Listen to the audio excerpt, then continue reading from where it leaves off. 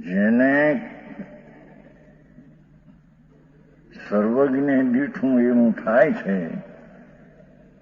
ક્રમબદ્ધ, આગું પાછું નહીં,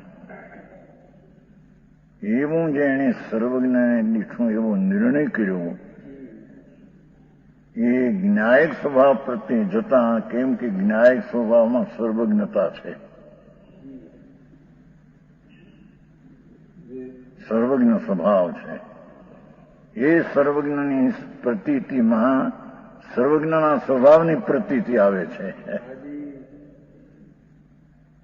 અને તે જ્ઞાન થયેલું જ્ઞાન સર્વજ્ઞ સ્વભાવનું જ્ઞાન થયું, એટલે કે અલ્પ જ્ઞાન, અલ્પનું, રાગનું અને નિમિત્તની ઉપેક્ષા કરીને જેને આ સર્વજ્ઞ સ્વભાવની પ્રતીતિ થઈ, અનુભવ થયો, એને જ્ઞાની કહેવામાં આવે છે. સમજાણું કાંઈ? લોકો અત્યાર સુધી કહેતા કે તમે તમારું નિયત વાત છે, જે સમય જે થાય તે એ તો એમ જ, જે સમય જે પર્યાય જે દ્રવ્યની તેનો કાળ છે ત્યારે થશે. પણ એ નિર્ણય કોણ કરે એનો? એ સર્વજ્ઞ દીઠું છે તે પ્રમાણે થશે. એ વાત તો કીધી હતી ને, 72ની સાલની વાત છે આ તો. એવું જેને સર્વજ્ઞ સ્વભાવ જગતમાં છે, એને જે જોયું તે થાય. સ્વામી કાટક દાખલો આપ્યો છે. જંગ દિશની જે કાળે જે રીતે થવાનું તે થાય છે, એમાં શંકા કરે તો મિથ્યા દ્રષ્ટિ છે. એનો અર્થ એ કે જ્ઞાન સ્વભાવ આત્માનો નિશ્ચય થતા એને ક્રમબદ્ધનો નિર્ણય એમાં આવી જાય છે. સર્વજ્ઞનો નિર્ણય થતા એમાં દેવગુરુ શાસ્ત્ર નિશ્ચયથી શું છે એની શ્રદ્ધા એમાં આવી જાય છે. નિશ્ચયથી હો, મોક્ષ માર્ગ આવે છે ને ભાઈ, નિશ્ચયથી દેવગુરુ શાસ્ત્રની શ્રદ્ધા થતા નિશ્ચયથી દેવનું સ્વરૂપ છે, સર્વજ્ઞપણું ગુરુનું સ્વરૂપ છે, નિગ્રંથપણું, ધર્મનું સ્વરૂપ છે, વિતરાગતાપણું. એનો જે નિર્ણય કરે એને સર્વજ્ઞ સ્વભાવ પ્રત્યે દ્રષ્ટિ જાય. આવી વાત આખી ગુપત. સમજાણું કાંઈ?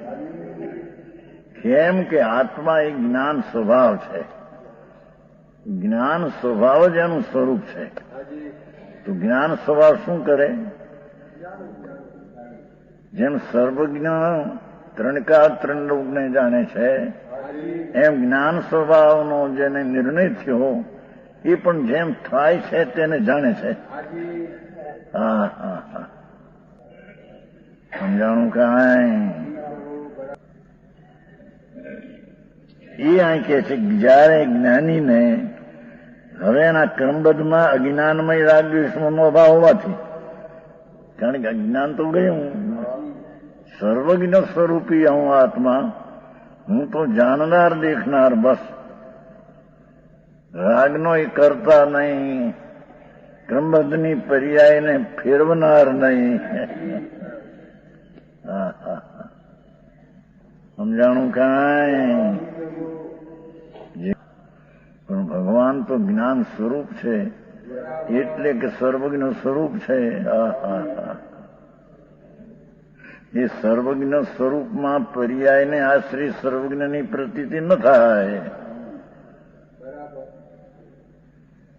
સર્વજ્ઞનો પ્રતીતિ સર્વજ્ઞ સ્વભાવને આશ્રય થાય. એ તો દ્રષ્ટિ થઈ ગઈ. અને ક્રમબદ્ધ થાય એવું જે સિદ્ધાંતનો લેખ, એનું તાત્પર્ય વિતરાગતા. તો ક્રમબદ્ધ પર્યાયનું તાત્પર્ય વિતરાગતા. એ વિતરાગતા સી રીતે થાય કે દ્રવ્ય વસ્તુ જે સર્વજ્ઞ સ્વભાવી છે એ ઉપર દ્રષ્ટિ જાય, ત્યારે તેને વિતરાગતા થાય. સમ્યક દર્શન એટલે વિતરાગતા. હા હા હા, સમજાણું કાંઈ. એમાં એને હતા દામોદર શેઠ, એ એમ કહેતા કે સર્વજ્ઞ જેના માર્ગમાં હોય એ સર્વજ્ઞ પુરુષાર્થ કરવાનું કે નહીં. કારણ કે તો જાણે છે કે આ ઠેકાણે આ સમયનો પુરુષાર્થ થશે.